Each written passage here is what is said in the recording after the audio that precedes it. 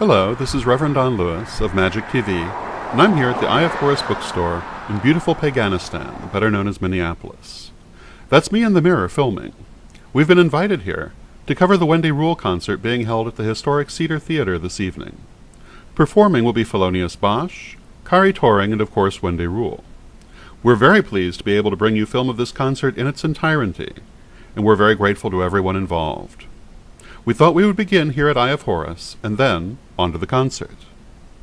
Eye of Horus, cute little metaphysical store in Minneapolis. We are sponsoring a concert this evening. Wendy Rule, all the way from Australia, and Kari Toring is a local phenomena, and also Felonious Bosch, which is a terrific fun band also from Minneapolis. Should be a good evening. I understand this is the first time that you have sponsored a concert. Yes, so it's been a terrific learning experience all the way around, how to bring a thing like this together and how to coordinate everyone and advertise it just right. It's been a lot of learning. Do you think you'll be doing it again in the future? Oh, I hope so. I hope so. This is good fun. I understand this area is called Paganistan. Oh yes, that is a term I believe has been coined by local storyteller extraordinaire Stephen Posh. Has come up with a great many tales centering around Paganistan, the pagan homeland. And so here we are. There have even been maps drawn up of Paganistan showing all the glorious lakes, all the sacred water we have in the area. How long has Eye of Horus been here? Oh, we're coming up on our 5th anniversary. So that's a good thing, our pentanniversary. Will be good. How do you find living in Paganistan versus, say, somewhere else? I have gotten so spoiled living in the heart of Paganistan. I forget sometimes that it's not like this in the rest of the world. The area, the Minneapolis Twin Cities area is a really very open-minded, liberal, welcoming area. The land itself here is very magical, and it's real easy to just fall into, cultural immersion and forget that it's not this open and free everywhere. There are some places that are still a little more conservative.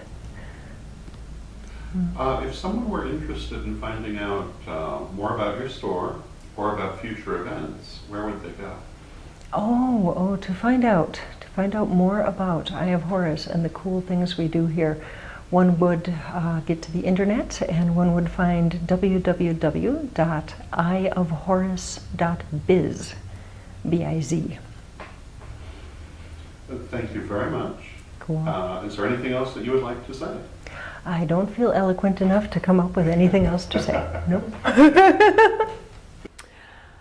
I am Jane Hansen. I am the newly minted creative director for Eye of Horus. I've been associated with the store in a part-time basis for most of its life, but only for the last 6 months have I been here full-time. So creative director is the high-powered title for the person who does the labyrinth gardening and the website, and I'm occasionally showing the snow out front. We're sitting here in the gallery. Yes. Would you like to say a few words about that? Eye of Horus is built, the space is an old house, and there's this wonderful vaulted ceiling space upstairs, and my sister is an artist, and so it immediately occurred to us that this would be a great space for having art as well as events. We've had small, tiny concerts in here because it's not very big, and it's great for drum jams with the vaulted ceilings. You get just this wonderful echo in here. It's awesome, and every quarter we have a new art show. We try to do local artists. We try to do mythic themes or pagan themes, or Something along those lines. The current show is a wonderful artist, Neve O'Connor, and she has done a set of tarot, at least 10 of the major arcana that she did as a sort of a personal project. And since we do tarot here, of course, it's just a perfect fit, and it's really neat just to discover how wide a talent base there is out there. You know, if you just, at first we just tapped my sister's friends, and then we sort of started getting more people coming through and say, hey, I'm an artist, would you be interested in my stuff? And we've had just phenomenal success. We've had a Native American show, we've had an Ifa priest do a show here, and so real different you know, native and traditional spiritualities have come to play here, and everyone has its own unique energy, and it's great. So once a quarter we get a whole new vibe, but it sort of creates a wonderful mix and a wonderful space. And if someone were interested in having their work displayed, perhaps, they would contact you? Yeah, they would contact us through our website at eyeofhorus.biz. We have a contact form for them to get a hold of us. Uh-huh. So mostly we're looking for people who are local in the Minnesota region, and so that's what we're looking for artists. And sometimes, you know, it might not be someone who can fill a whole gallery space. We also do different types of art as consignment and that kind of thing. So it really depends on what we have available as far as our schedule for shows. We also do one show a year that is a group show.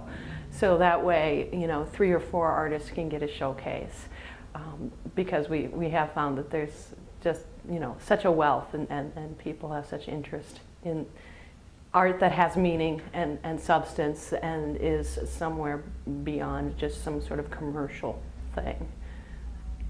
Now I notice there's a lovely labyrinth. Yes. Outside of the garden. Yep. That came about when we looked at we have a door in our gallery that overlooks this empty space. It seems kind of strange. It looks like there used to be some kind of a deck or something there, and it's not there anymore. It's just fenced off so you can overlook a vacant lot next to our store, and that's actually part of our rental space, and our landlord suggested we use it for parking cars, and we thought, boy, that's really ugly, let's see what we can do. What size, what shape is it? Well, that'd be perfect for a labyrinth, and that was my original intent. Let's build a labyrinth. And the space has been really kind of a heart space for a lot of folks, and for the store, because when you walk a labyrinth, anything like that you do with intent, you know, any kind of patterns that you weave, it can be a really powerful thing, or just a really gentle thing, and it's neat because it's a fairly major thoroughfare on the other side of this 14-foot wall, and nobody even knows that it's there. A lady came in the other day who is part of the business association around here, and she's like, oh, that's the labyrinth. I thought it was an urban myth. And I'm like, wow, in 3 years we became an urban myth, but I guess everything happens faster these days.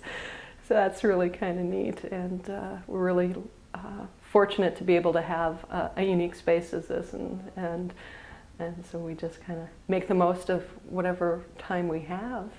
And I think that's just like everything that we all do, is just whatever space, whatever resources, whatever people, how do you make it more meaningful, and how do you make it a celebration, and remember to honor the spirits and the earth. That was one of the things we couldn't stand, looking out at a garbage dump that was there, sort of, you know, it was that vacant, weedy lot that everyone would toss stuff over the wall, and amazingly enough, no one has been tossing stuff over the wall anymore. So Wonderful. yeah. Thank you very much. Oh, you're welcome.